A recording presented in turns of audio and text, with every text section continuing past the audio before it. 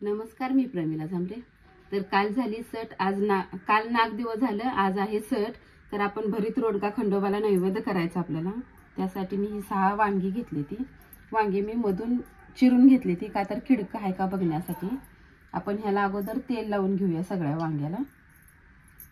तेल छान लावलं तर आपलं वांग पूर्ण शिजलं जातं। आपल्याला हे गॅसवर भाजून घ्यायचे ते।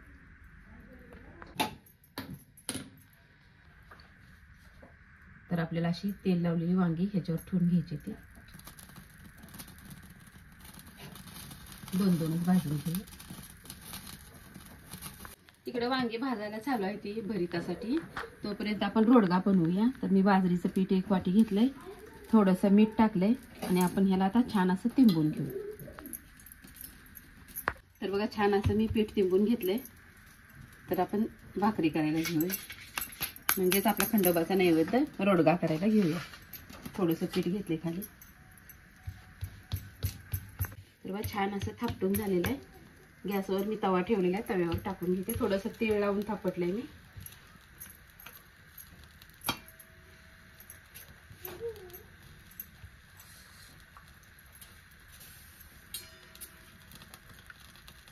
त्याला छान असं पाणी लावून घ्यायचं।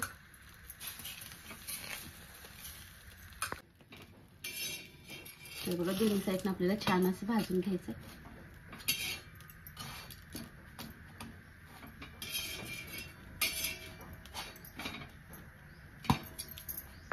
तर बघा, अशी वांगी मी छान अशी भाजून घेतली ती। आपण ह्याची अगोदर साल काढून घेऊया।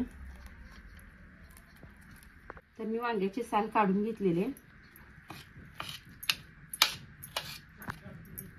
तर एका साईडला सगळं वांग घेते काढून मी।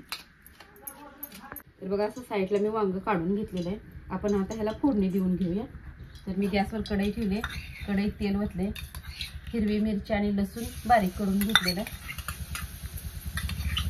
तेलामध्ये तळून घेणार आहे। हिरवी मिरची छान असं तेलात तळली गेली आहे। मी आता ही वांग्याचं भरीत ह्यात टाकून घेते।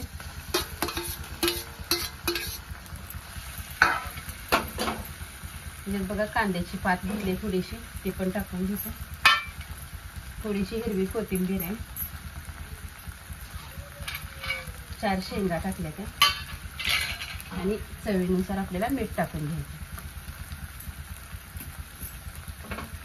आता हे छान असं आपल्याला पेस्ट करून घ्यायचं। तर बघा, आपलं भरीत तयार झालेलं आहे आणि खाली बाजरीची भाकरी म्हणजेच रोडगा पण झालेला आहे। तर आपण ह्याच्यावर हे काढून घेऊया।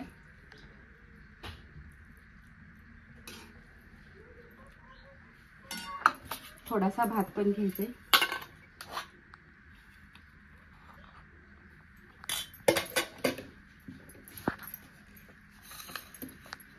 तर बघा, आपला भरीत रोडगा आज खंडोबाच्या नैवेद्यासाठी मी तयार केलेला आहे। तुम्ही हे अशा प्रकारे बनवून बघा।